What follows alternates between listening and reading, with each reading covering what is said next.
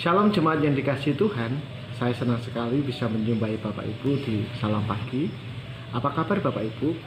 Saya berharap Bapak Ibu tetap semangat, sukacita, dan tetap setia mengikuti Tuhan. Bapak Ibu, mari saya ajak Bapak Ibu untuk membuka dan membaca Alkitab kita di dalam kitab Amsal pasal yang pertama ayat yang ke-8 dan 9. Amsal pasal yang pertama ayat 8 dan 9.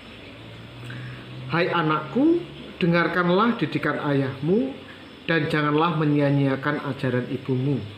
Sebab karangan bunga yang indah itu bagi kepalamu dan suatu kalung bagi lehermu. Jemaat yang dikasihi Tuhan, setiap kita yang sebagai orang tua pasti ingin yang terbaik bagi anak-anaknya.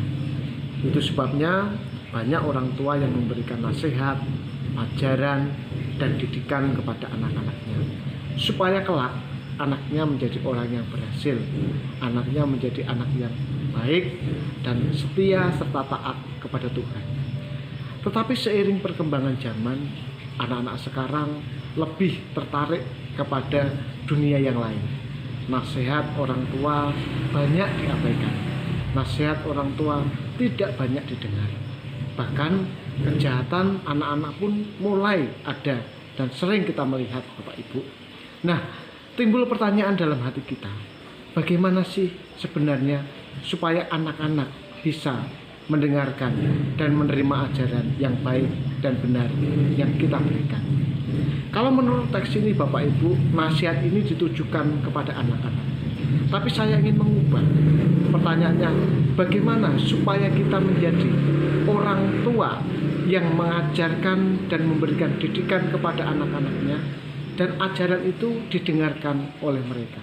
Nah, Bapak Ibu yang saya kasih di dalam nama Tuhan, dalam tradisi Israel kuno, ajaran atau didikan itu sangat berguna bagi anak-anaknya. Mereka adalah orang-orang anak-anak yang sangat menghormati ajaran dan didikan orang tua mereka. Bahkan di dalam ayat yang ke-9 tadi dikatakan, sebab didikan ataupun ajaran itu bagi mereka seperti karangan bunga yang indah yang diletakkan di kepala dan suatu kalung bagi lehernya. Nah, jemaat yang dikasihi oleh Tuhan, sebagai orang tua tentu kita memiliki beban, memiliki tanggung jawab supaya ajaran dan didikan kita itu didengarkan, diindahkan oleh anak-anak kita. Untuk itu saya ingin mengajak kita, setidaknya ada dua hal yang dapat kita pelajari. Yang pertama, mari kita terlebih dahulu memberikan contoh teladan yang nyata kepada anak-anak kita.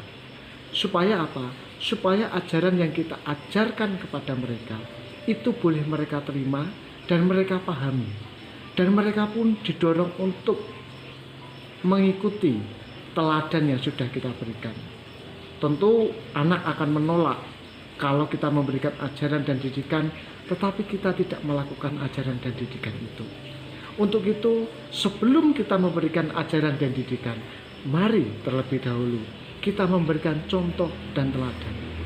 Yang kedua, yang terlebih daripada itu, mari kita menggunakan dasar-dasar kebenaran firman Tuhan untuk pengajaran-pengajaran di tengah-tengah keluarga, di tengah-tengah kehidupan kita bergereja, supaya ajaran-ajaran yang kita berikan kepada mereka itu betul-betul ajaran yang murni, yang berasal dari firman Tuhan.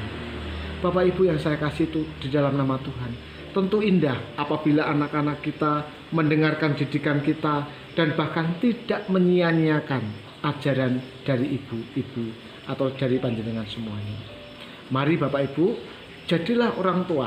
Di bulan pendidikan ini kita mari bersama-sama mengajar dan juga belajar, saling mempertajam diri supaya kehidupan kita semakin berkenan kepada Allah. Mari kita berdoa. Bapa di dalam surga, terima kasih untuk firman-Mu yang mengajarkan kami supaya kami menjadi orang tua yang bertanggung jawab di dalam mendidik dan mengajar anak-anak kami. Biarlah Roh Kudus menuntun dan memberkati kami. Mampukan kami supaya kami boleh mendidik dalam kuasa Roh Kudus, dan terlebih daripada itu kami boleh memberikan contoh dan teladan nyata kepada anak-anak yang kami didik, sehingga mereka boleh mengindahkan ajaran dan didikan kami, dan mereka menjadi anak-anak yang terbaik yang Tuhan kasih dalam hidup mereka. Menyerahkan jemaat Tuhan yang ada di pusat maupun di cabang yang mungkin saat ini sedang sakit, kiranya Tuhan sembuhkan, dan Tuhan yang akan menjamah dengan kuasa daripada Allah. Di dalam nama Tuhan Yesus kami berdoa dan bersyukur. Amin. Tuhan Yesus memberkati kita semuanya. Shalom.